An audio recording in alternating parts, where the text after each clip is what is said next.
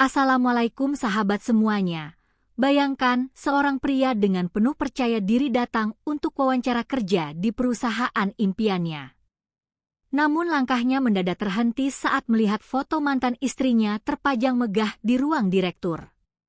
Dengan wajah pucat dan suara gemetar, ia bertanya, siapa wanita itu? Jawaban yang ia terima seketika menghancurkan dunianya. Dia pemilik dan bos besar perusahaan ini. Saat itu juga, penyesalan, ketakutan, dan rahasia besar yang selama ini tersembunyi mulai terungkap. Bagaimana bisa wanita yang dulu ia tinggalkan ternyata adalah orang paling berkuasa yang pernah ia kenal? Like dan subscribe ke channel ini sangat membantu kami dalam memberikan cerita lainnya yang menginspirasi dari kisah nyata. Mari kita masuk ke awal ceritanya. Hujan gerimis membasahi kaca jendela sebuah restoran mewah di pusat kota. Di dalam ruangan yang hangat dan berkilauan oleh lampu kristal, Anton duduk berhadapan dengan seorang wanita muda bernama Alma. Senyum mereka terlihat akrab. Terlalu akrab untuk dua orang yang hanya sekadar rekan bisnis. Anton mengenakan jas mahal berwarna hitam. Jam tangan mewah melingkar di pergelangan tangannya. Dari luar, siapapun akan mengira hidup pria itu sempurna. Namun di balik semua kemewahan itu, ada satu kenyataan yang sedang ia sembunyikan. Ia masih memiliki seorang istri. Namanya Kirani. Di saat yang sama, jauh di sudut ruangan restoran, Kirani duduk sendirian. Wanita berhijab itu memegang secangkir teh yang sudah dingin. Wajahnya tenang, tetapi kedua matanya tidak bisa menyembunyikan luka yang perlahan menghancurkan hatinya. Sudah hampir 1 jam ia memperhatikan suaminya tertawa bersama wanita lain. Bukan sekali atau 2 kali. Ini sudah berlangsung selama berbulan-bulan. Meski begitu, Kirani tidak membuat keributan. Ia tidak mendatangi meja mereka. Ia tidak menangis. Ia hanya memperhatikan dalam diam. Sikap tenang itulah yang selama ini membuat Anton semakin meremehkannya. Dalam pikirannya, Kirani adalah wanita biasa yang tidak memiliki apa-apa. Tidak punya keluarga berpengaruh. Tidak punya bisnis besar. Tidak punya koneksi penting. Tidak seperti Alma. Alma adalah putri angkat seorang investor terkenal bernama Herman. Nama Herman cukup disegani di dunia bisnis. Banyak perusahaan besar bergantung pada modal yang dimilikinya. Karena itulah Anton melihat Alma sebagai jalan menuju masa depan yang lebih besar. Malam itu, setelah Alma pulang, Anton langsung menuju apartemen mewah yang selama ini ia tinggali bersama Kirani. Begitu masuk ke dalam rumah, ia melihat Kirani sedang duduk membaca buku di ruang keluarga. Tidak ada pertengkaran. Tidak ada kemarahan. Justru ketenangan itulah yang membuat suasana terasa semakin mencekam. Aku ingin bicara. Suara Anton terdengar dingin. Kirani perlahan menutup bukunya. Ada apa? Anton menarik napas panjang. Aku ingin kita bercerai. Kalimat itu meluncur begitu saja. Tanpa penyesalan. Tanpa rasa bersalah. Seolah 5 tahun pernikahan mereka tidak pernah berarti apa-apa. Kirani terdiam. Beberapa detik berlalu. Matanya menatap Anton dengan tenang. Anton mengira wanita itu akan menangis. Namun yang terjadi justru sebaliknya. Kirani tersenyum tipis. Senyum yang sulit dipahami. Kamu sudah yakin? Anton mengangguk. Sangat yakin. Karena Alma. Anton tidak membantah. Ia bahkan merasa tidak perlu lagi menyembunyikan apapun. Dia bisa membantuku berkembang. Kirani menatap lurus ke mata suaminya. Lalu aku tidak bisa. Anton tertawa kecil. Tawa yang menusuk hati. Kamu tahu sendiri jawabannya. Ucapan itu membuat ruangan mendadak terasa lebih dingin. Anton tidak sadar bahwa selama bertahun-tahun, perusahaan yang ia banggakan sebenarnya pernah berada di ambang kehancuran. Saat itu tidak ada investor yang mau membantu. Tidak ada bank yang mau memberi pinjaman. Tidak ada rekan bisnis yang mau bertaruh pada perusahaan kecil miliknya. Namun secara misterius, dana besar selalu datang tepat waktu. Perusahaan selalu selamat. Proyek selalu berjalan. Utang selalu lunas. Anton mengira semua itu terjadi karena kecerdasannya. Padahal kenyataannya jauh berbeda. Dan Kirani mengetahui semua itu. Ia hanya memilih diam. Malam semakin larut. Anton mengeluarkan map berisi dokumen perceraian yang telah disiapkannya sejak lama. Ia mendorong map itu ke hadapan Kirani. Tanda tangani. Tanpa emosi. Tanpa keraguan. Kirani membuka dokumen itu perlahan. Matanya membaca setiap lembar dengan tenang. Lalu ia mengambil pena. Tanda tangannya terukir dengan rapi. Tidak ada air mata. Tidak ada permohonan. Tidak ada usaha mempertahankan rumah tangga mereka. Justru sikap itulah yang membuat Anton merasa aneh. Seharusnya Kirani marah. Seharusnya Kirani memohon. Tetapi wanita itu terlihat seperti seseorang yang sudah siap pergi sejak lama. Setelah menandatangani dokumen, Kirani berdiri. Ia berjalan menuju kamar. Beberapa menit kemudian, ia keluar membawa sebuah koper berukuran sedang. Anton mengernyit. Kamu mau kemana? Kirani menatapnya. Pulang. Pulang kemana? Kirani tersenyum kecil. Nanti kamu juga akan tahu. Anton mendengus. Ia menganggap ucapan itu tidak penting. Namun sebelum melangkah keluar, Kirani berhenti tepat di depan pintu. Lalu untuk pertama kalinya malam itu, sorot matanya berubah tajam. Satu hal yang perlu kamu ingat, Anton. Anton menatapnya malas. Kamu sedang melepaskan sesuatu yang bahkan belum pernah kamu pahami. Setelah mengatakan itu, Kirani pergi. Pintu apartemen tertutup perlahan. Anton hanya tertawa. Baginya semua sudah selesai. Ia merasa baru saja membuang beban yang menghambat masa depannya. Ia tidak tahu bahwa malam itu adalah awal dari kehancuran terbesar dalam hidupnya. Di luar gedung apartemen, sebuah mobil hitam mewah sudah menunggu Kirani. Seorang pria tua berseragam rapi segera membukakan pintu. Selamat malam, Bu. Kirani mengangguk pelan. Pria itu menatap wajah Kirani yang terlihat tenang. Apakah semuanya sudah selesai? Kirani memandang gedung apartemen tempat ia meninggalkan masa lalunya. Sudah. Pria tua itu kembali bertanya. Apakah semua instruksi akan dijalankan mulai besok pagi? Tatapan Kirani berubah dingin. Jauh berbeda dari wanita lembut yang selama ini dikenal Anton.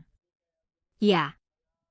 Pria tua itu menundukkan kepala hormat. Baik, Bu Kirani. Mobil hitam itu perlahan bergerak meninggalkan area apartemen. Sementara di lantai atas, Anton sedang menuangkan minuman ke dalam gelas sambil membayangkan kehidupan barunya bersama Alma. Ia sama sekali tidak menyadari bahwa pada saat yang sama, roda nasib mulai berputar ke arah yang tidak pernah ia bayangkan.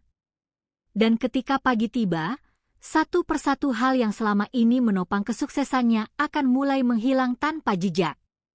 Pagi hari setelah perceraian itu, Anton bangun dengan perasaan jauh lebih ringan. Ia berdiri di depan cermin apartemennya sambil merapikan dasi.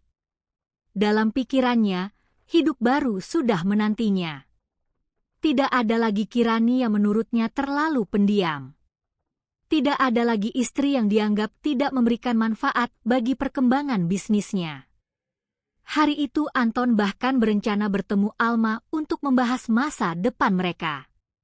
Dengan langkah percaya diri, ia memasuki kantor pusat perusahaannya. Namun belum sampai 5 menit duduk di ruang direktur, sekretarisnya datang dengan wajah panik.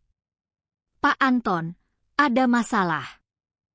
Anton mengangkat alis. "Masalah apa?" "Proyek pembangunan kawasan industri di Bekasi dibatalkan." Anton langsung berdiri. "Apa maksudnya dibatalkan?" "Pihak investor menarik diri pagi ini." Anton menghela napas kesal. Menurutnya itu hanya masalah kecil. Investor pergi. Investor lain bisa dicari. Ada lagi. Sekretaris itu tampak semakin gugup. Supplier utama bahan baku juga menghentikan kerja sama mereka. Anton mulai merasa ada yang tidak beres. Alasannya, mereka tidak menjelaskan secara rinci, Pak. Baru beberapa menit kemudian, telepon di meja kerjanya kembali berdering. Kali ini dari pihak bank. Wajah Anton perlahan berubah saat mendengar isi pembicaraan tersebut. Bank meminta pelunasan pinjaman lebih cepat dari jadwal. Jumlahnya mencapai puluhan miliar rupiah. Anton berusaha menjelaskan bahwa perusahaannya selama ini selalu tepat waktu dalam pembayaran. Namun pihak bank tetap bersikeras. Mereka mengakhiri panggilan tanpa memberikan ruang negosiasi. Untuk pertama kalinya hari itu, Anton merasakan kegelisahan. Siang harinya, kabar buruk kembali berdatangan. Satu demi satu klien besar membatalkan kontrak. Beberapa perusahaan yang selama ini menjadi mitra strategis juga menghentikan kerjasama. Seolah ada tangan tak terlihat yang sedang mencabut seluruh fondasi bisnisnya sekaligus. Malam itu Anton pulang dengan wajah muram. Ia langsung menghubungi Alma. "Kita harus bicara." Mereka bertemu di sebuah restoran mewah. Berbeda dengan biasanya, kali ini Anton terlihat gelisah. Alma memperhatikan perubahan itu. "Ada masalah di kantor." Anton mengangguk. "Hanya masalah sementara." "Kamu yakin?" "Tentu saja." Meski terdengar yakin, sebenarnya Anton sendiri mulai kebingungan. Ia tidak mengerti apa yang sedang terjadi. Semua berjalan terlalu cepat. Terlalu teratur. Seolah seseorang sudah merencanakannya jauh-jauh hari. 2 hari kemudian, kondisi perusahaan semakin memburuk. Bagian keuangan melaporkan bahwa beberapa sumber pendanaan utama mendadak dihentikan. Dana yang selama bertahun-tahun rutin masuk kini tidak lagi muncul. Padahal dana itulah yang sering menyelamatkan arus kas perusahaan ketika sedang bermasalah. Anton memanggil seluruh direksi untuk rapat darurat. Ruang rapat dipenuhi wajah tegang. Siapa yang tahu apa yang sedang terjadi? Tidak ada yang menjawab.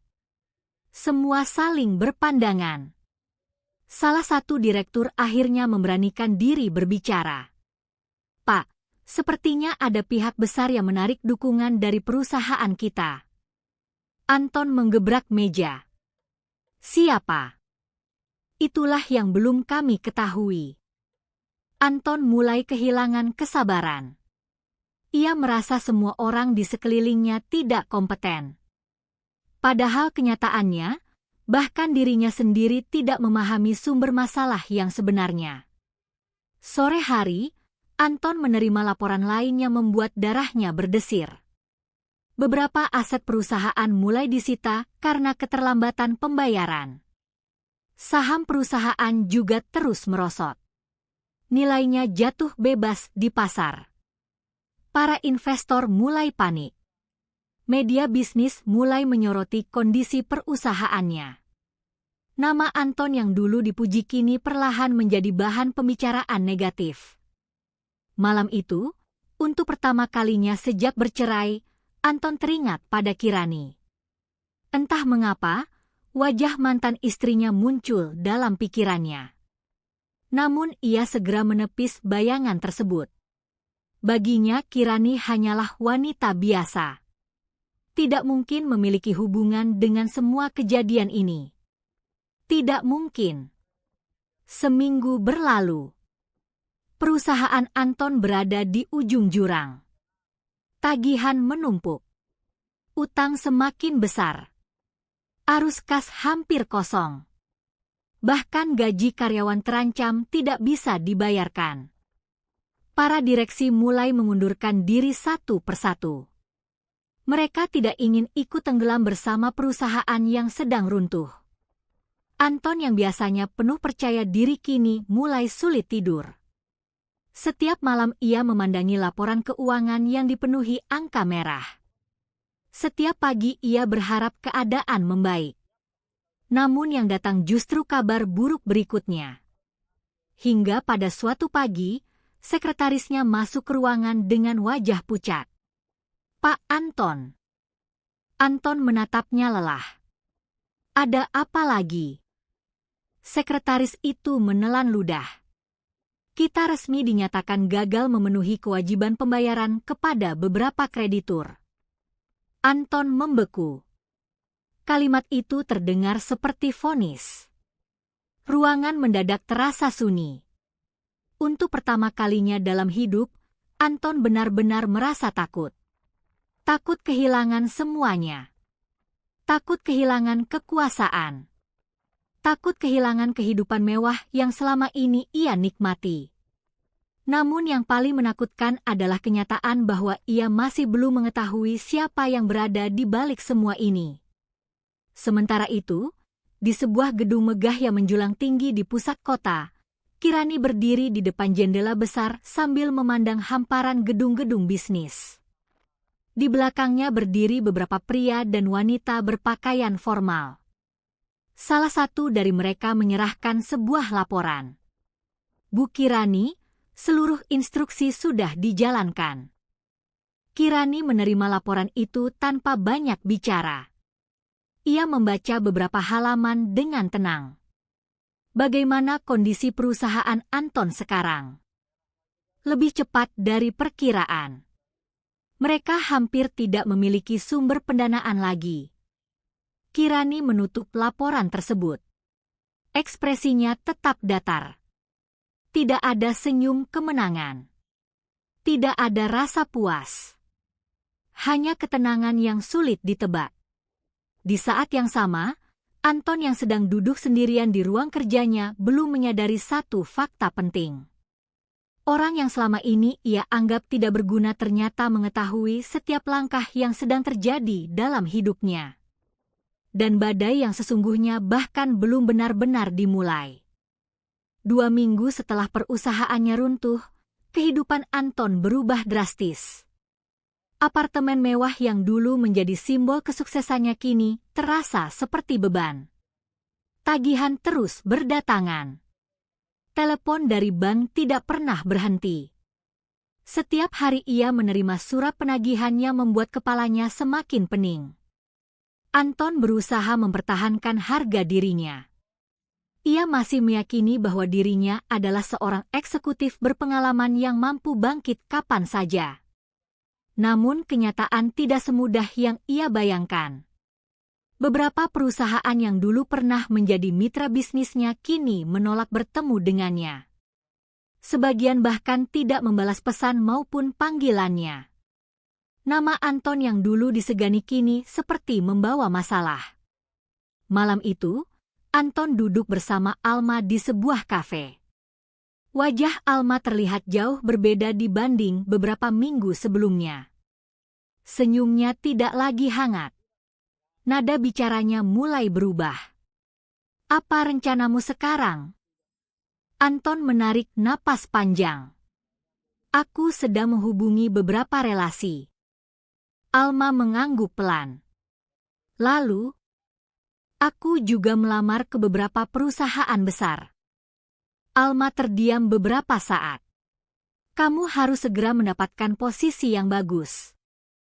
Kalimat itu terdengar sederhana.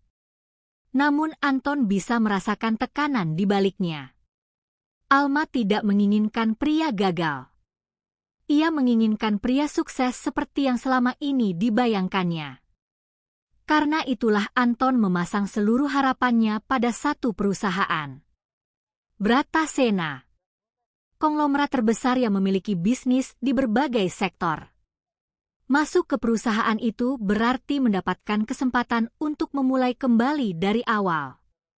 Beberapa hari kemudian, Anton menerima panggilan wawancara. Ia langsung merasa optimis. Dengan pengalaman yang dimilikinya, posisi manajerial seharusnya bukan masalah. Pagi hari wawancara, Anton mengenakan jas terbaik yang masih ia miliki. Ia berdiri di depan gedung pusat Bratasena yang menjulang tinggi. Bangunan itu terlihat megah. Kaca-kaca raksasa memantulkan cahaya matahari pagi. Para pegawai keluar masuk dengan langkah cepat dan profesional. Anton tersenyum tipis. Dalam hatinya muncul keyakinan bahwa hidupnya akan segera kembali normal. Ia memasuki lobi utama.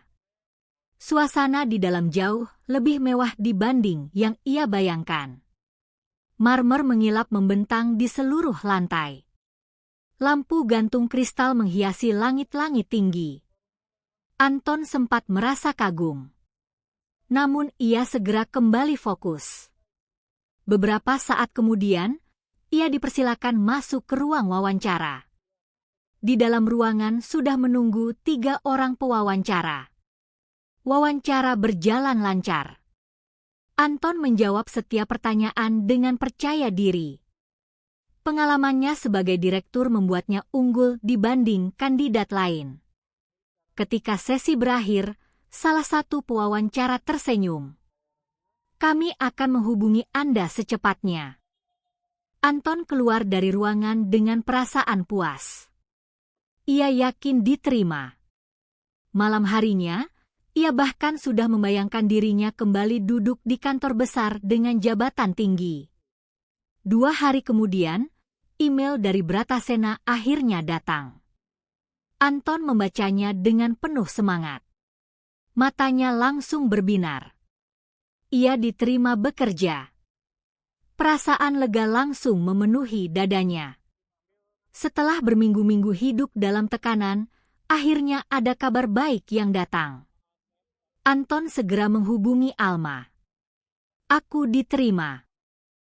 Benarkah? Tentu. Posisinya apa? Anton tersenyum. Besok aku datang untuk menerima penempatan resmi. Alma ikut terlihat senang. Untuk pertama kalinya dalam beberapa waktu terakhir, hubungan mereka kembali hangat. Malam itu Anton tidur lebih nyenyak. Ia yakin masa sulit sudah berakhir. Keesokan paginya, Anton datang lebih awal ke kantor pusat Bratasena. Ia mengenakan setelan terbaiknya. Sepatu hitam mengilap. Dasi mahal. Penampilan seorang calon manajer. Dengan penuh percaya diri, ia menuju bagian sumber daya manusia. Seorang petugas wanita menyambutnya. Selamat pagi, Pak Anton. Pagi.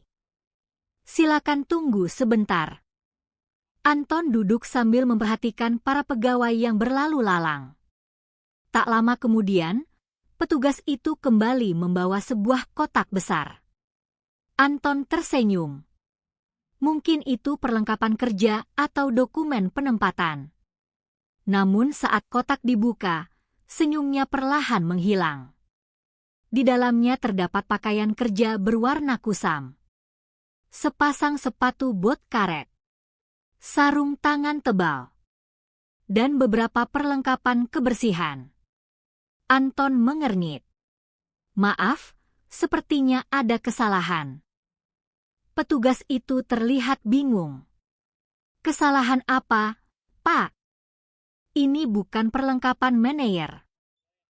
Petugas itu membuka data di komputernya. Beberapa detik kemudian ia kembali menatap Anton. Tidak ada kesalahan. Anton mulai kehilangan kesabaran. Maksud Anda? Petugas itu menjawab dengan nada tenang. Posisi yang tersedia untuk Bapak adalah petugas kebersihan. Anton membeku.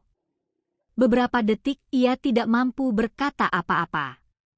Seolah otaknya menolak menerima kenyataan yang baru saja didengarnya. Petugas kebersihan. Benar, Pak. Tidak mungkin. Petugas itu menunjukkan dokumen penempatan. Nama Anton memang tertera jelas di sana. Tidak ada kesalahan administrasi. Tidak ada kekeliruan identitas. Semua benar. Anton merasakan wajahnya memanas. Harga dirinya seperti dihantam palu.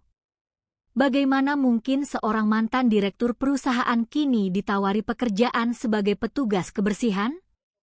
Aku melamar sebagai manajer. Saya hanya menjalankan keputusan perusahaan, Pak. Anton mengepalkan tangannya.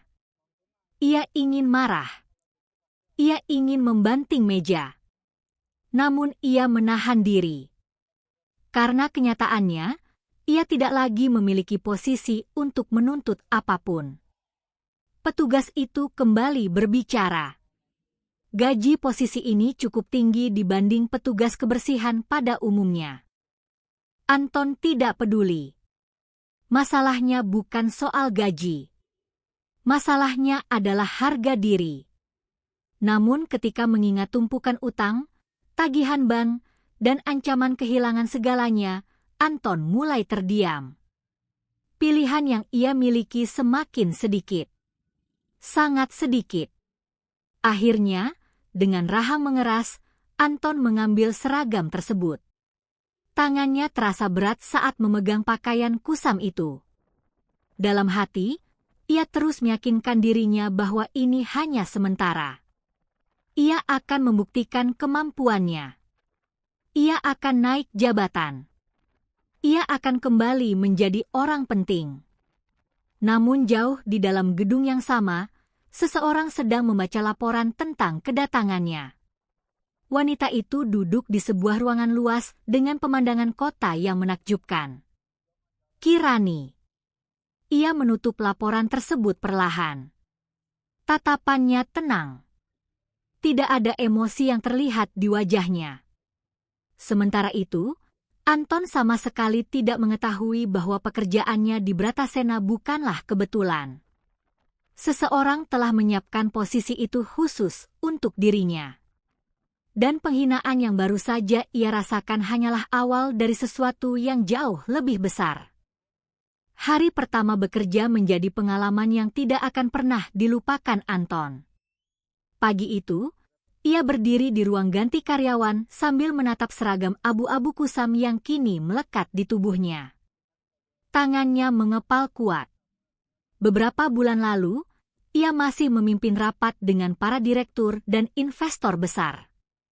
Kini, ia berdiri di antara ember, cairan pembersih, sikat toilet, dan sarung tangan karet.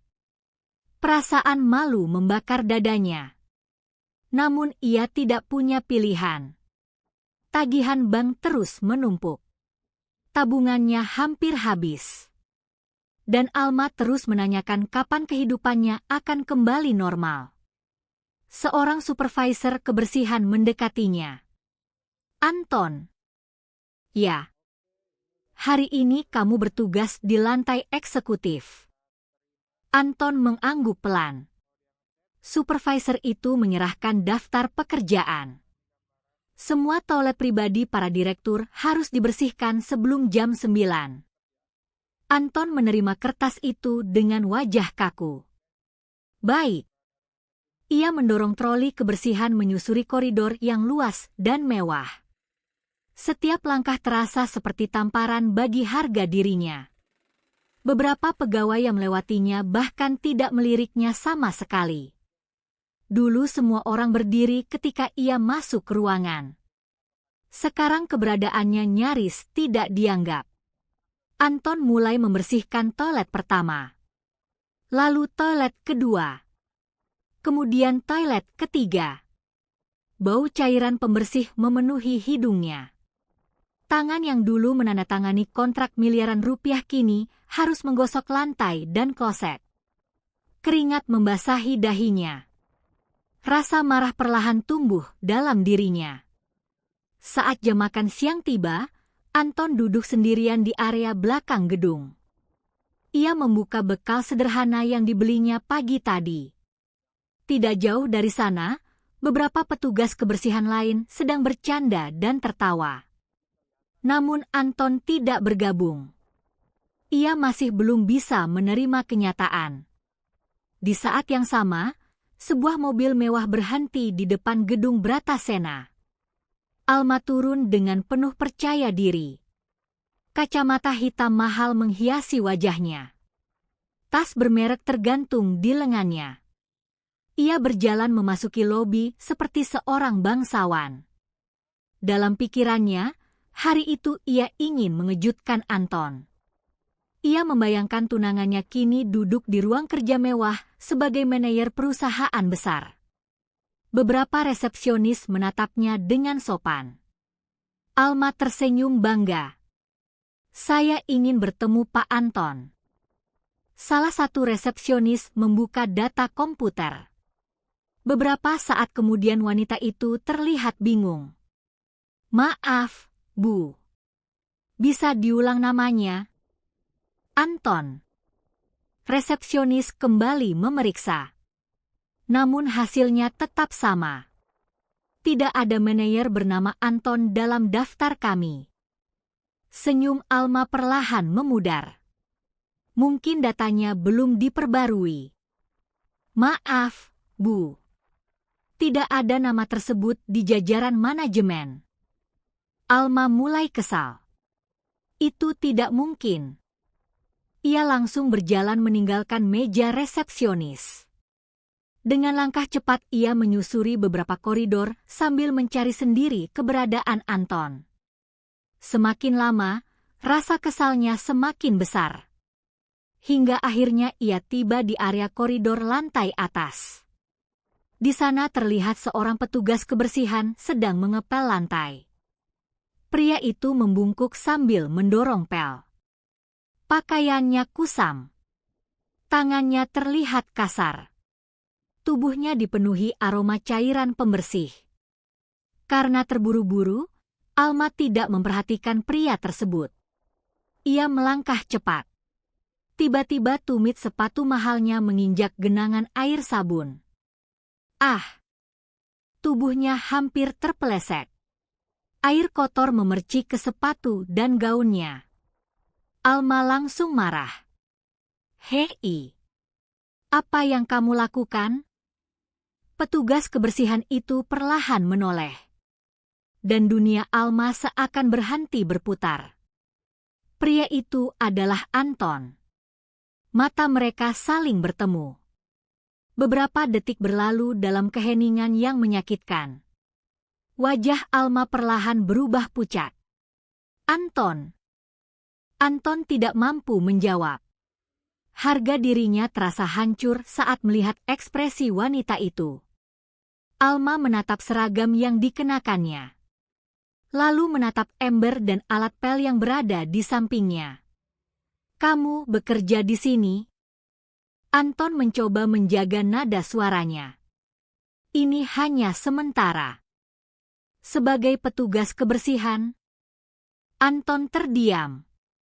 Keheningan itu menjadi jawaban yang paling menyakitkan. Alma mundur selangkah. Tatapannya berubah. Tidak lagi penuh kekaguman seperti dulu. Kini hanya tersisa keterkejutan dan kekecewaan. "Aku pikir kamu menjadi manajer." Anton menahan emosi. "Aku akan naik jabatan." "Kapan?" Anton tidak bisa menjawab. Karena ia sendiri tidak tahu. Alma memandangnya dari atas sampai bawah. Pria yang dulu begitu percaya diri kini berdiri dengan pakaian kerja lusuh dan tangan berbau bahan kimia. Gambaran masa depan indah yang selama ini ia bayangkan mulai runtuh. Saat itulah suara langkah kaki terdengar dari ujung koridor. Beberapa pegawai memberi jalan kepada seorang wanita berhijab yang berjalan dengan anggun. Semua orang tampak menghormatinya. Anton dan Alma secara bersamaan menoleh. Wanita itu adalah Kirani. Namun berbeda dengan saat masih menjadi istrinya dahulu, kini penampilannya jauh lebih berwibawa. Jas elegan yang dikenakannya memperlihatkan status dan kekuasaan yang tidak biasa. Di belakangnya berjalan beberapa staf yang membawa dokumen penting. Alma memperhatikannya dengan heran. Siapa dia? Anton menggeleng. Ia juga tidak mengerti mengapa seorang wanita seperti Kirani bisa berada di area eksekutif perusahaan sebesar ini. Kirani melirik sekilas ke arah mereka.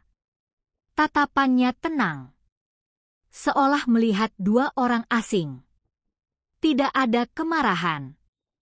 Tidak ada dendam yang terlihat. Justru sikap itulah yang membuat Anton semakin tidak nyaman. Untuk sesaat, mata mereka bertemu. Namun Kirani segera melanjutkan langkahnya tanpa berkata apapun.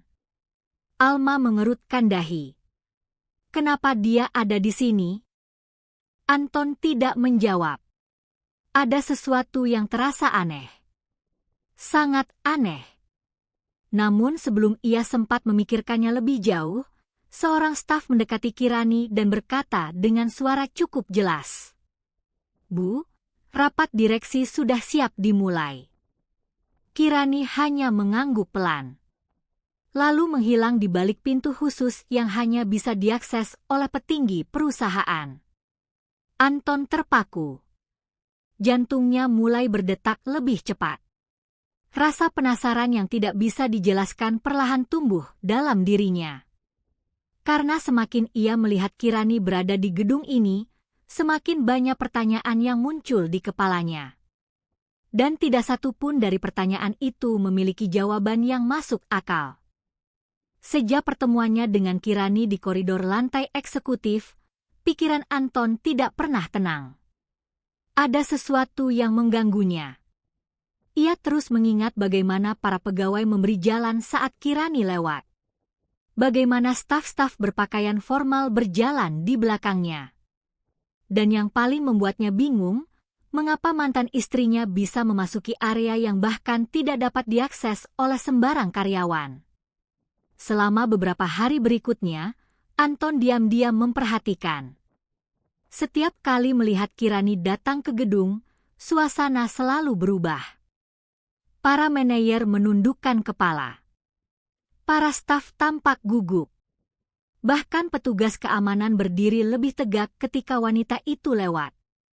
Semakin banyak yang ia lihat, semakin besar rasa penasarannya. Namun Anton tetap menolak mempercayai kemungkinan yang muncul dalam benaknya. Menurutnya, Kirani pasti memiliki hubungan khusus dengan seseorang yang berpengaruh di perusahaan ini. Mungkin seorang investor. Mungkin pemilik perusahaan. Atau mungkin seseorang yang jauh lebih kaya daripada dirinya. Tidak ada kemungkinan lain. Tidak mungkin Kirani sendiri yang memiliki kekuasaan sebesar itu. Pagi itu, supervisor kembali memberikan tugas kepadanya. Anton. Ya. Hari ini kamu membersihkan ruang direktur utama. Anton mengangguk. Ia tidak terlalu memikirkan tugas itu. Baginya semua ruangan sekarang sama saja. Tetapi ia tidak menyadari bahwa hari itu akan mengubah seluruh hidupnya. Menjelang siang, Anton mendorong troli kebersihan menuju lantai paling atas. Lantai itu jauh lebih mewah dibanding area lain di gedung. Karpet tebal membentang sepanjang koridor. Dindingnya dihiasi lukisan mahal. Pencahayaan hangat menciptakan kesan eksklusif dan berkelas. Bahkan udara di sana terasa berbeda. Saat tiba di depan ruang direktur utama, seorang sekretaris mempersilahkannya masuk. "Silakan dibersihkan." Pak Burhan sedang keluar rapat. Anton mengangguk. Pintu besar itu terbuka perlahan. Begitu masuk, ia langsung dibuat kagum oleh ukuran ruangan tersebut. Jendela kaca raksasa menghadap panorama kota. Meja kerja besar berdiri di tengah ruangan. Rak-rak kayu mahal memenuhi sisi dinding. Ruangan itu jauh lebih megah dibanding kantor direktur manapun yang pernah ia miliki. Anton mulai bekerja. Ia mengelap meja, membersihkan lantai, merapikan beberapa sudut ruangan. Hingga tanpa sengaja pandangannya tertuju pada sebuah bingkai besar yang tergantung di dinding belakang meja. Langkahnya langsung terhenti. Kain lap yang dipegangnya hampir jatuh. Matanya membelalak. Jantungnya berdetak keras. Karena foto yang terpajang di sana bukanlah wajah asing. Itu adalah Kirani. Ukurannya sangat besar. Dipasang di tempat paling terhormat dalam ruangan. Seolah orang dalam foto tersebut memiliki arti yang sangat penting. Anton membeku.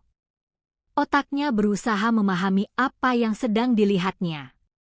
Namun semuanya terasa tidak masuk akal. Saat itulah pintu ruangan terbuka. Seorang pria paruh baya masuk dengan beberapa staf. Anton mengenal wajah itu. Pak Burhan. Salah satu petinggi tertinggi di Bratasena. Anton buru-buru menundukkan kepala.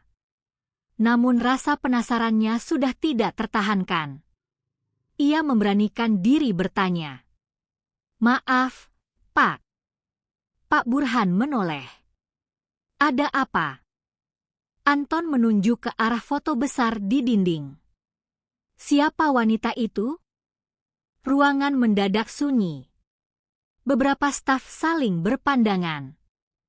Pak Burhan menatap Anton beberapa saat. Seolah tidak percaya ada orang yang mengajukan pertanyaan seperti itu. Lalu ia menjawab dengan suara tegas. "Dia pemilik perusahaan ini." Anton merasa darahnya berhenti mengalir. Tubuhnya kaku. Namun Pak Burhan belum selesai. Dia juga pemegang saham terbesar konglomerat Bratasena. Anton menelan ludah. Kepalanya mulai berputar. "Tidak mungkin." Pak Burhan mengernyit. "Apa maksudmu?" Anton menatap foto itu lagi. Lalu kembali menatap Pak Burhan. "Itu mantan istri saya." Kalimat itu keluar begitu saja. Beberapa staf langsung terkejut. Pak Burhan sendiri terlihat tidak percaya. Namun setelah melihat reaksi Anton, wajahnya berubah. Kini ia memahami sesuatu. "Jadi kamu Anton?" Nada suaranya membuat Anton merasakan firasat buruk. Pak Burhan berjalan mendekatinya. Tatapannya tajam. "Orang yang menceraikan Bu Kirani." Anton tidak mampu menjawab. Untuk pertama kalinya dalam hidup, seluruh potongan teka-teki mulai tersusun di hadapannya. Dana misterius yang selalu menyelamatkan perusahaannya. Hubungan bisnis yang selalu terbuka untuknya. Kemudahan yang selama ini ia nikmati. Semua perlahan terhubung pada satu nama. Kirani. Wanita yang selama ini ia anggap tidak berguna. Wanita yang ia tinggalkan demi mengejar kekayaan. Ternyata adalah salah satu orang paling berkuasa di negeri ini. Wajah Anton berubah pucat. Kakinya terasa lemas. Ia mundur beberapa langkah hingga hampir kehilangan keseimbangan. Pak Burhan hanya memperhatikannya. Bu Kirani membangun banyak perusahaan dari nol. Dia tidak pernah suka memamerkan kekayaannya. Anton tidak mendengar kalimat berikutnya dengan jelas. Pikirannya sudah kacau. Penyesalan mulai menyusup ke dalam dadanya. Namun bersamaan dengan itu, muncul sesuatu yang jauh lebih berbahaya. Dendam. Ia merasa dipermainkan. Ia merasa dipermalukan. Menurut pikirannya yang dipenuhi ego, Kirani sengaja menyembunyikan semua ini. Sengaja membiarkannya terlihat bodoh. Sengaja membiarkannya menjadi petugas kebersihan di perusahaan miliknya. Perasaan itu terus tumbuh. Semakin besar. Semakin gelap. Anton akhirnya keluar dari ruang direktur dengan langkah sempoyongan. Di koridor, ia bersandar pada dinding. Dadanya naik turun. Wajah Kirani terus terbayang dalam pikirannya. Kini semuanya berbeda. Ia tidak lagi melihat Kirani sebagai mantan istri yang sederhana. Ia melihatnya sebagai orang yang memiliki segalanya. Kekuasaan, kekayaan, pengaruh. Dan hal itu membuat rasa iri dalam dirinya berubah menjadi obsesi. Anton belum menyadari bahwa sejak hari itu, ia akan mengambil keputusan yang jauh lebih berbahaya daripada menceraikan Kirani. Keputusan yang pada akhirnya akan menyeret dirinya menuju kehancuran yang tidak bisa diperbaiki lagi. Sejak hari Anton mengetahui kebenaran tentang Kirani, hidupnya tidak lagi sama. Bukan karena ia merasa bersalah, tapi karena harga dirinya hancur berkeping-keping.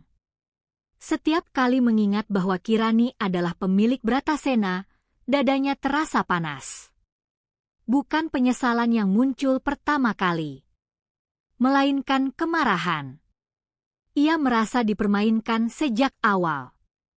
Ia merasa selama ini hanya menjadi boneka dalam permainan yang tidak ia pahami. Di kepalanya, satu kalimat terus berulang. Kirani sengaja menyembunyikan semuanya. Kirani membiarkannya jatuh. Kirani ingin melihatnya hancur. Pikiran itu berubah menjadi racun yang perlahan menguasai logikanya.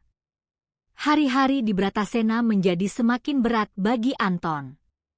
Ia tetap bekerja sebagai petugas kebersihan. Namun sekarang ia tidak lagi sekadar menerima nasib. Matanya mulai memperhatikan lebih banyak hal. Jam masuk para direktur. Pola keamanan gedung. Akses kartu karyawan. Dan terutama ruang-ruang yang memiliki tingkat keamanan tinggi. Salah satunya adalah ruang penyimpanan data perusahaan. Suatu malam, setelah jam kerja hampir selesai, Anton tidak langsung pulang. Ia berpura-pura masih membersihkan area lantai bawah. Namun sebenarnya ia mengamati. Ia memperhatikan seorang staf keamanan yang lengah meninggalkan kartu akses di meja resepsionis. Jantung Anton berdetak lebih cepat. Ini kesempatan pertama. Dengan gerakan pelan, ia mendekati meja tersebut. Tangannya sedikit gemetar saat mengambil kartu itu. Tidak ada yang melihat. Setidaknya itulah yang ia pikirkan. Anton segera menyembunyikan kartu tersebut di saku seragamnya. Malam itu ia pulang dengan pikiran yang tidak tenang.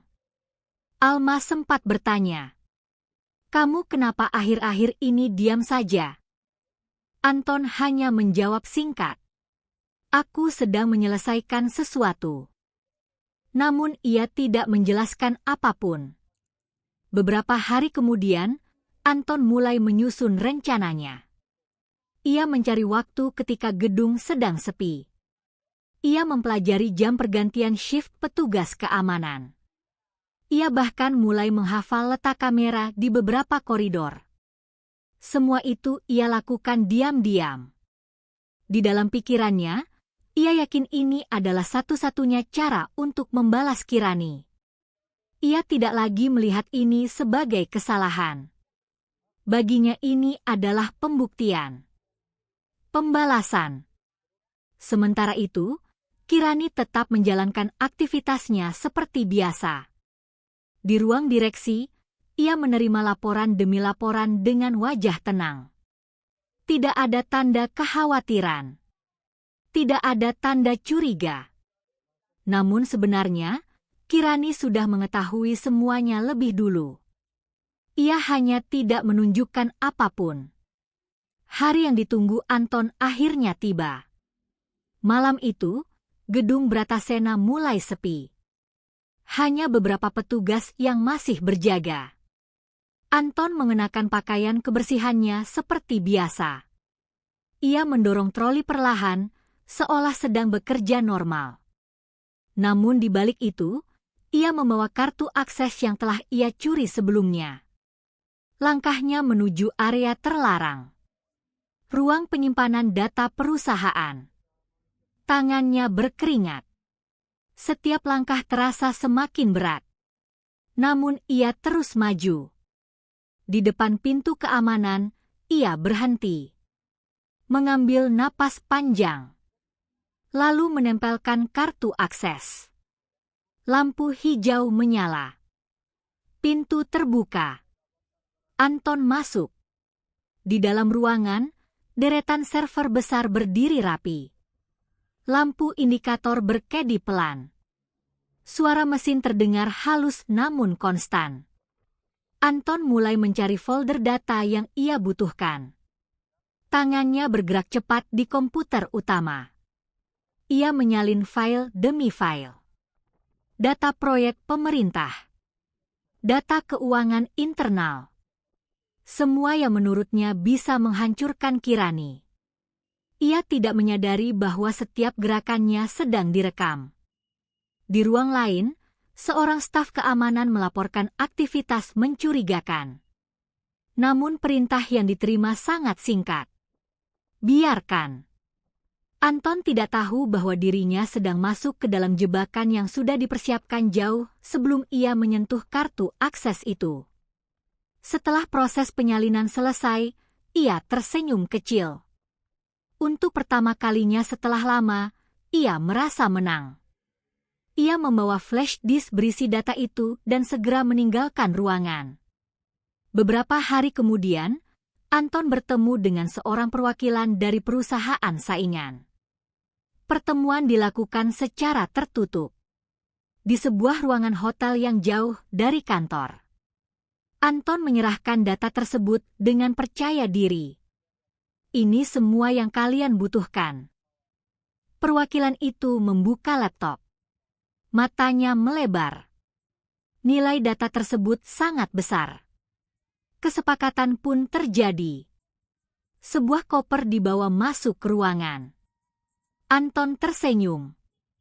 Akhirnya, ia merasa sudah membalas semuanya.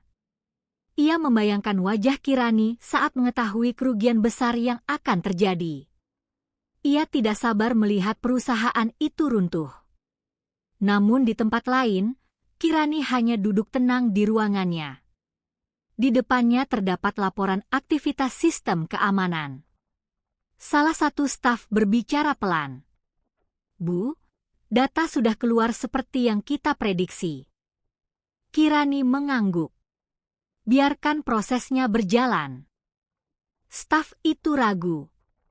Apakah tidak perlu dihentikan sekarang? Kirani menatap layar di depannya. Tidak. Suaranya dingin. Kita tunggu sampai dia menyentuh semuanya sampai akhir. Di saat yang sama, Anton sedang menikmati perasaan menang yang tidak bertahan lama. Karena tanpa ia sadari, koper yang ia terima bukanlah kemenangan, melainkan awal dari runtuhnya seluruh hidupnya. Anton pulang malam itu dengan langkah ringan. Untuk pertama kalinya setelah lama, ia merasa hidupnya kembali berada di tangannya sendiri. Koper logam yang ia bawa terasa berat, bukan karena isinya, tetapi karena arti kemenangan yang ia yakini ada di dalamnya. Di kepalanya, semua sudah selesai. Kirani akan hancur. Bratasena akan goyah. Dan ia akan bangkit kembali sebagai orang yang tidak bisa diremehkan. Di rumah, Alma sudah menunggu dengan ekspresi tidak sabar. "Kamu dari mana saja?" Anton tidak langsung menjawab. Ia meletakkan koper di meja. "Aku menyelesaikan sesuatu." Alma mengernyit. "Apa itu?" Anton tersenyum kecil. "Sesuatu yang akan mengubah hidup kita." Mata Alma langsung berbinar. "Uang." Anton tidak menjawab, hanya membuka koper itu sedikit. Namun dalam hitungan detik, ekspresinya berubah. Alma ikut mendekat. Dan yang mereka lihat membuat keduanya terdiam. Di dalam koper itu bukan tumpukan uang seperti yang dijanjikan. Sebagian besar hanyalah kertas koran yang dipotong menyerupai uang. Hanya beberapa lembar uang asli di bagian atas dan bawah. Alma langsung mundur selangkah. "Apa ini?" Anton membeku. Tangannya mulai bergetar. Tidak mungkin. Ia mengacak isi koper itu dengan panik. Semakin ia membuka, semakin jelas kenyataannya. Ia telah ditipu. Perusahaan saingan itu tidak pernah berniat membayar penuh seperti yang dijanjikan. Mereka hanya menggunakan Anton sebagai alat. Dan sekarang, setelah mendapatkan data, mereka menghilang tanpa jejak. Alma menatap Anton dengan mata penuh kemarahan. "Kamu bilang ini akan mengubah hidup kita." Anton tidak menjawab. "Kamu bilang kita akan kaya?" Suara Alma mulai meninggi. "Kamu bodoh, Anton."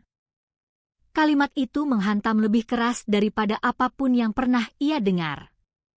Untuk pertama kalinya, Anton tidak memiliki jawaban.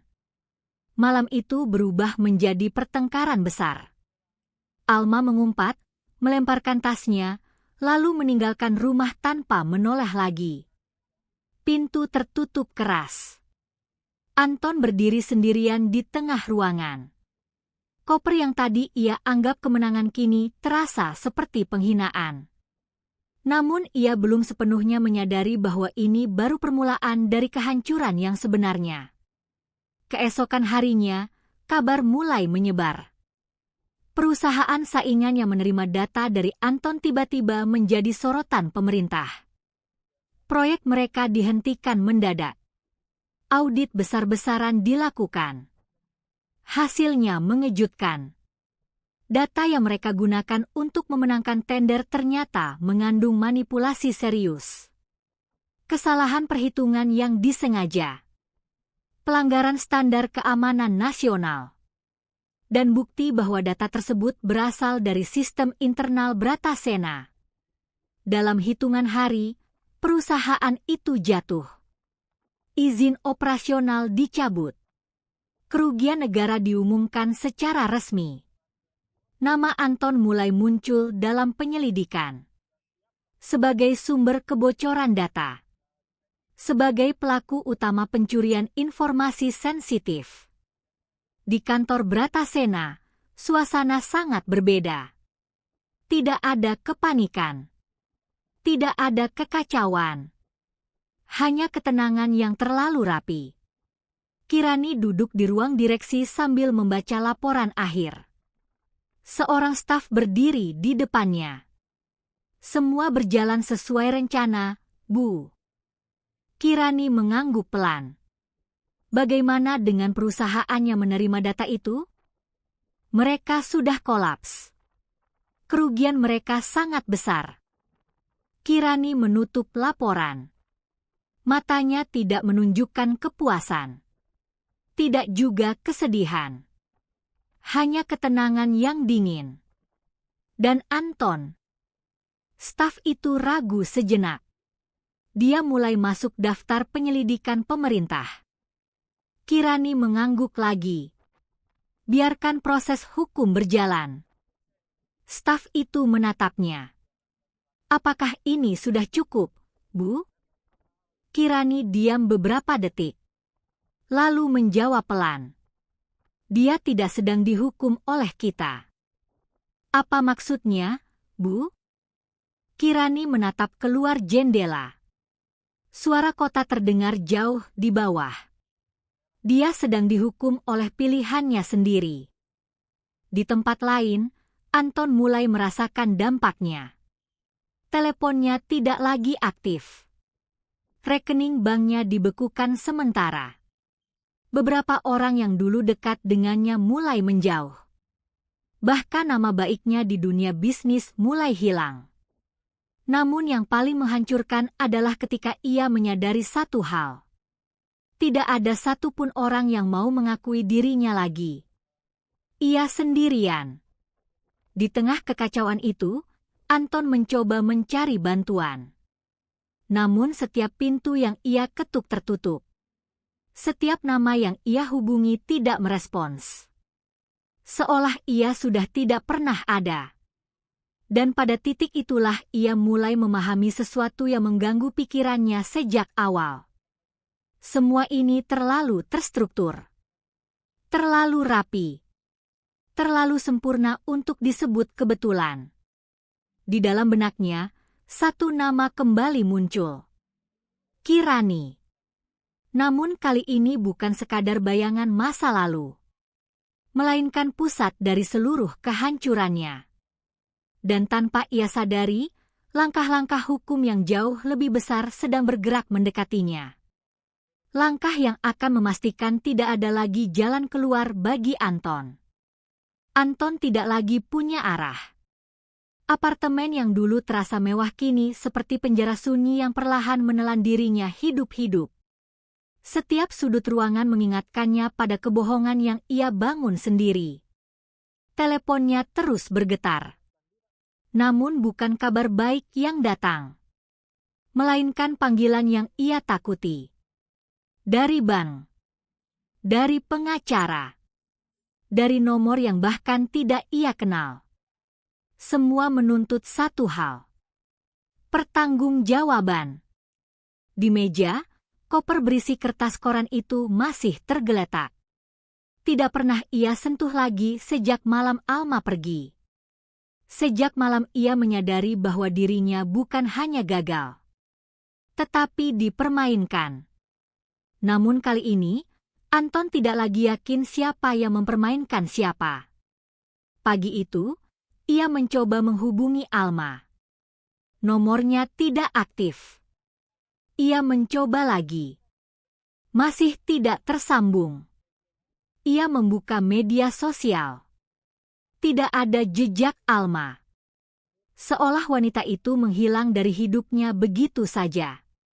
Anton tertawa kecil. Namun tawa itu tidak memiliki kebahagiaan.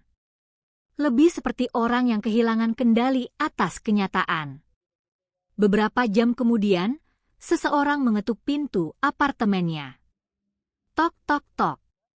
Anton membuka pintu dengan wajah lelah. Dua pria berpakaian formal berdiri di sana. Anton. Ya. Kami dari pihak hukum dan investigasi perusahaan. Dada Anton langsung mengeras.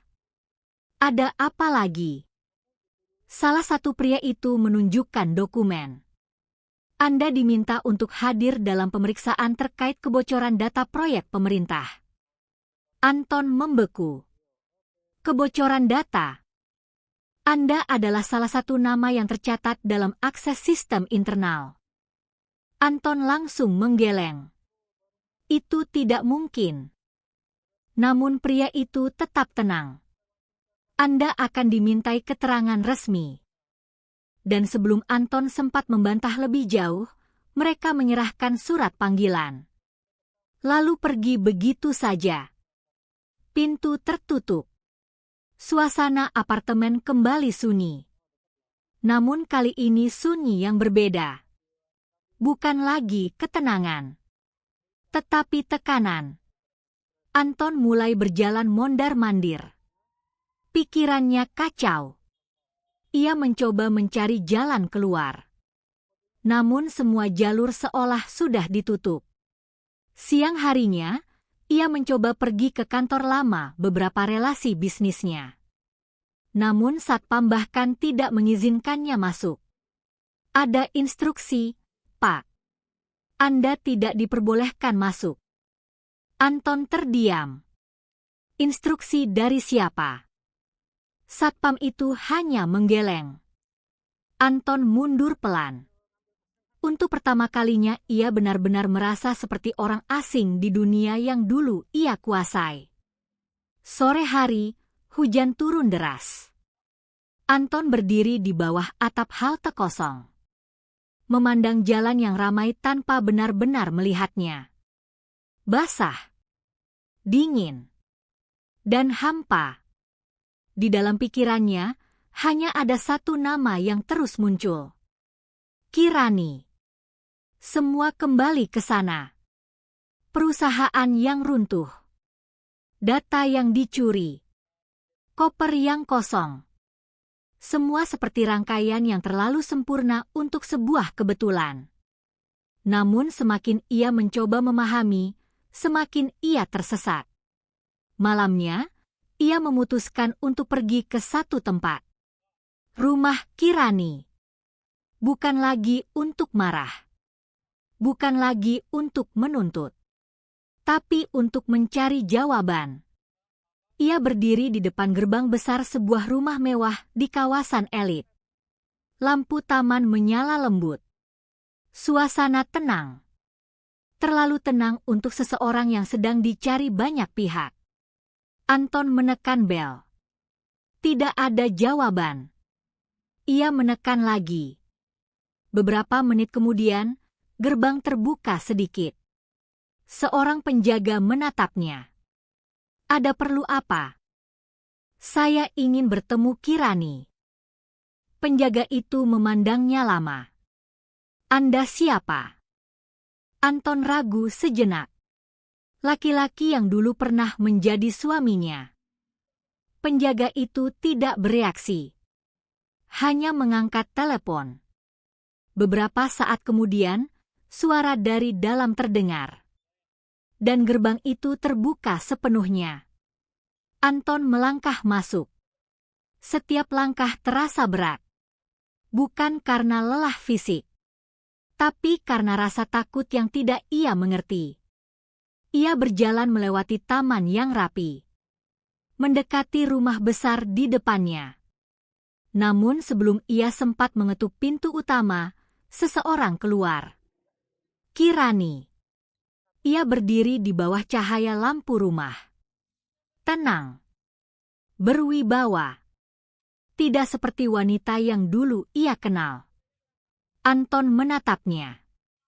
Untuk sesaat, ia kehilangan kata-kata. Semua amarah yang ia siapkan menghilang begitu saja. Yang tersisa hanya kebingungan. Dan sedikit rasa takut yang tidak bisa ia jelaskan. Kirani menatapnya tanpa ekspresi. Seolah Anton bukan siapa-siapa. Bukan masa lalu. Bukan ancaman. Hanya seseorang yang pernah lewat. Anton akhirnya berbicara pelan. Aku butuh jawaban. Kirani tidak langsung menjawab. Hening beberapa detik. Lalu ia berkata singkat. Jawaban tentang apa? Anton menelan ludah. Semua ini. Dan di saat itu, angin malam bergerak pelan di antara mereka. Seakan menjadi saksi bahwa percakapan berikutnya akan mengubah segalanya yang tersisa dalam hidup Anton. Langit pagi di atas kota terasa kelabu ketika Anton meninggalkan rumah Kirani. Percakapan semalam tidak memberinya jawaban yang ia harapkan. Justru sebaliknya. Setiap kalimat Kirani membuat pikirannya semakin kacau. Wanita itu tidak membantah apapun. Tidak menjelaskan apapun. Hanya menatapnya dengan tenang, seolah semua yang terjadi memang sudah seharusnya terjadi. Dan itu yang paling menyakitkan bagi Anton. Seakan dirinya bukan lagi pusat dari cerita ini. Melainkan hanya bagian kecil yang sudah selesai digunakan. Pagi itu, Anton kembali ke apartemennya dengan kepala penuh pertanyaan. Namun sebelum ia sempat menutup pintu, suara keras terdengar dari luar. Tok tok tok. Bukan ketukan biasa. Tegas. Berulang. Dan penuh tekanan. Anton membuka pintu perlahan. Di depan sana berdiri beberapa petugas kepolisian. Dan seorang pria dari lembaga investigasi negara. Wajah mereka serius. Tidak ada basa-basi. Anton. Ya. Kami memiliki surat penangkapan atas nama Anda. Dunia seakan berhenti. Anton membeku. Apa maksudnya? Petugas itu langsung menunjukkan dokumen resmi. Kebocoran data sistem negara, pencurian informasi proyek strategis, dan penipuan terorganisir. Anton menggeleng keras. Itu tidak benar. Namun sebelum ia bisa melanjutkan, kedua tangannya sudah ditarik ke belakang. Diborgol. Gerakan itu cepat. Terlalu cepat. Seolah mereka sudah memastikan semuanya. Anton mulai panik. Kalian salah orang. Tidak ada kesalahan, jawab salah satu petugas. Ada bukti lengkap. Anton mencoba menoleh ke sekitar. Beberapa tetangga sudah mulai melihat dari kejauhan. Bisik-bisik mulai terdengar. Nama yang dulu ia banggakan kini menjadi bahan pembicaraan di lorong apartemen. Dalam hitungan menit, ia dibawa keluar gedung. Dimasukkan ke dalam mobil tahanan. Pintu tertutup. Dan suara sirene mulai menjauh dari tempat itu. Di dalam mobil, Anton duduk dengan kepala tertunduk. Tangannya masih diborgol.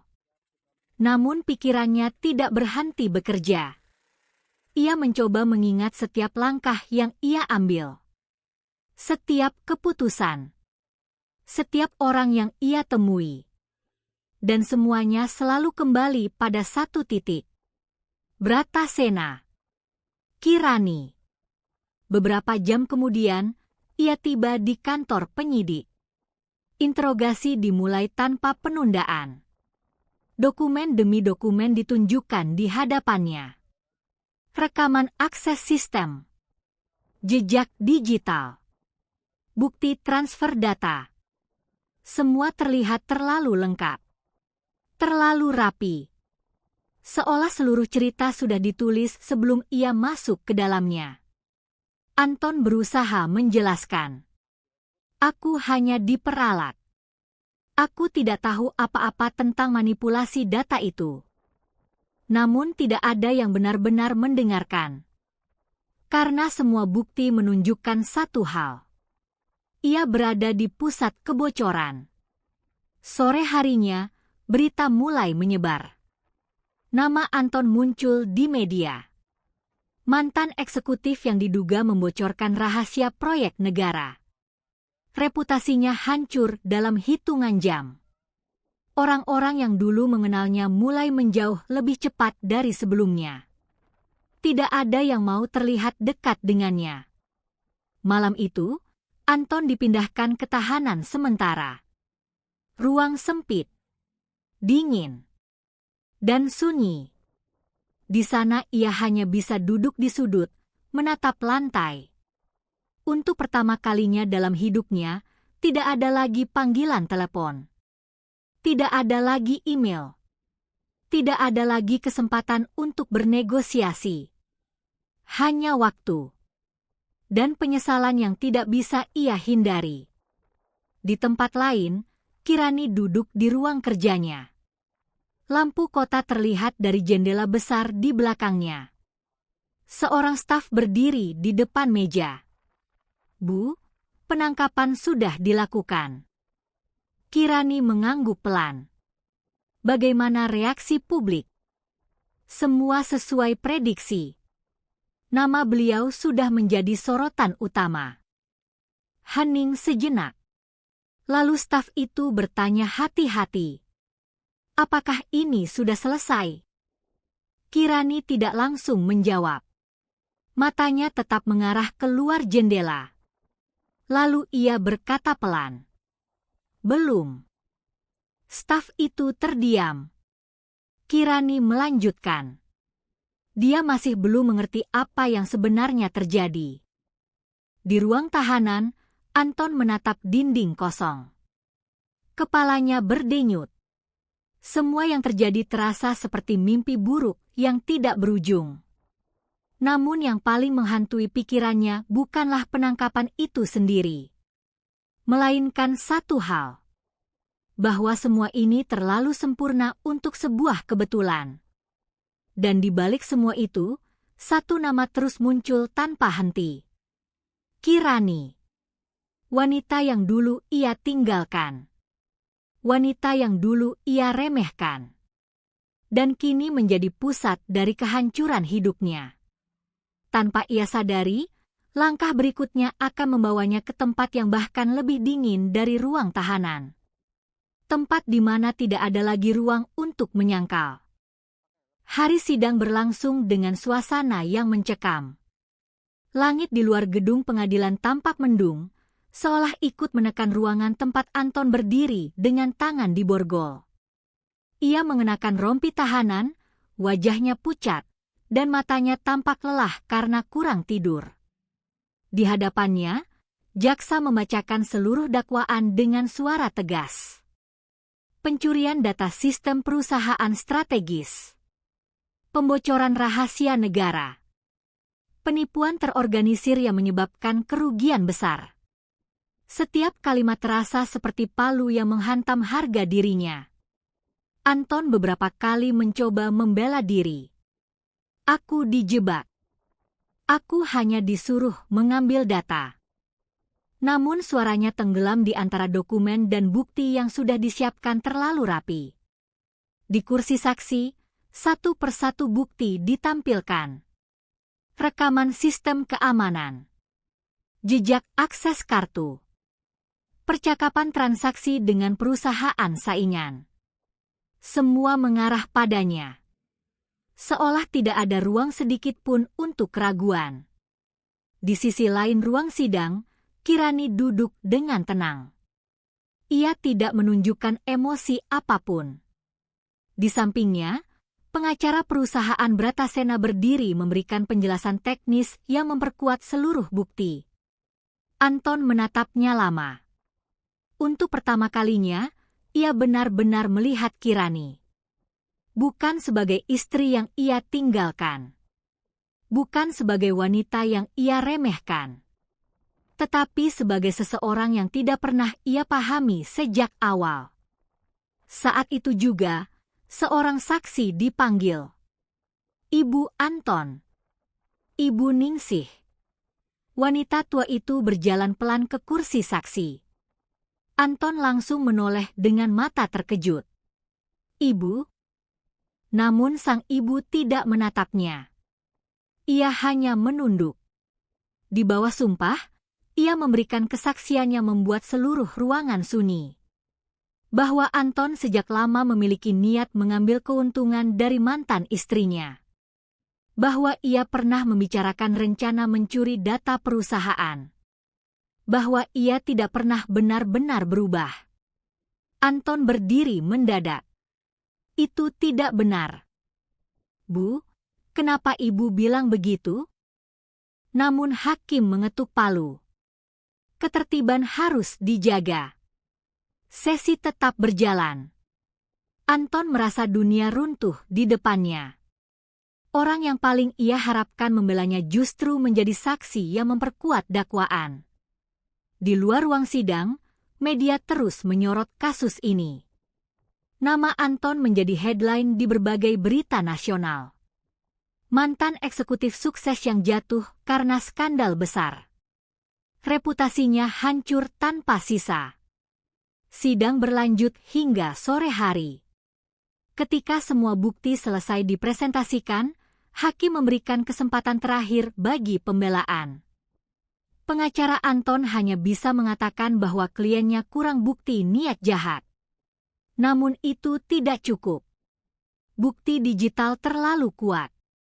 Kesaksian terlalu konsisten. Dan pola kasus terlalu jelas. Akhirnya, ruangan kembali sunyi. Hakim bermusyawarah.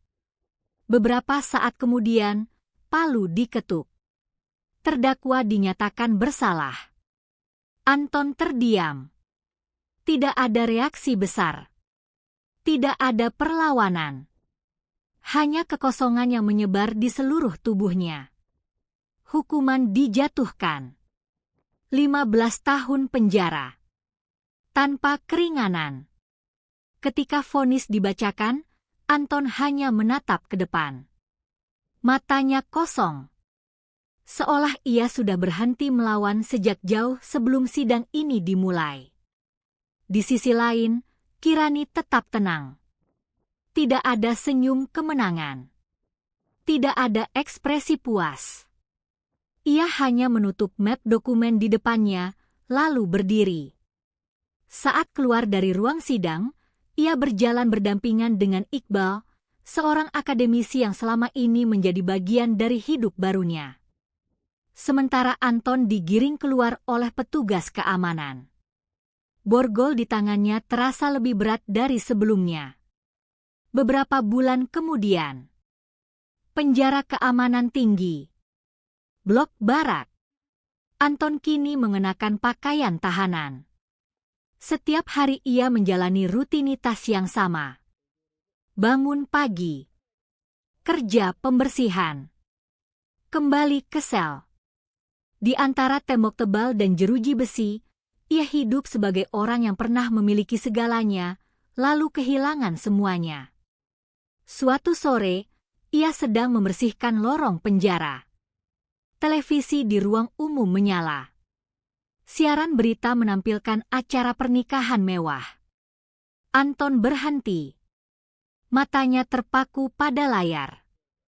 Di sana, Kirani terlihat bahagia. Mengenakan pakaian pengantin yang elegan. Di sampingnya, Iqbal tersenyum tenang. Sosok yang dihormati banyak orang. Upacara berlangsung megah. Dihadiri tokoh bisnis dan akademisi ternama. Anton hanya berdiri diam. Tidak bergerak. Tidak berkedip. Seolah dunia di layar itu bukan lagi bagian dari hidupnya. Di belakangnya, seorang petugas penjara lewat. Jangan lama-lama di situ. Anton tidak menjawab. Ia hanya menatap layar itu sampai gambar berganti. Di hari yang sama, berita lain muncul. Ibu Ningsih, ibunya, kehilangan seluruh aset akibat investasi bodong dan dipindahkan ke panti jompo sederhana. Anton menutup matanya. Untuk pertama kalinya, air matanya jatuh tanpa bisa ditahan. Namun tidak ada lagi yang bisa ia lakukan. Tidak ada yang bisa ia ubah. Tidak ada jalan kembali. Beberapa hari kemudian, Kirani diwawancarai oleh media nasional. Saat ditanya tentang Anton, ia hanya menjawab singkat. Saya tidak pernah membalas dendam. Saya hanya membiarkan kebenaran berjalan sesuai waktunya. Sebab setiap perbuatan akan menemukan akhirnya sendiri. Sementara itu, di balik jeruji besi, Anton kembali mengepel lantai penjara yang dingin. Pria yang dulu duduk di ruang direktur kini hidup sebagai petugas kebersihan di tempat paling sunyi dalam hidupnya. Dan di antara suara langkah narapidana lain, ia akhirnya memahami satu hal. Bukan Kirani yang menghancurkannya, tetapi dirinya sendiri. Tamat.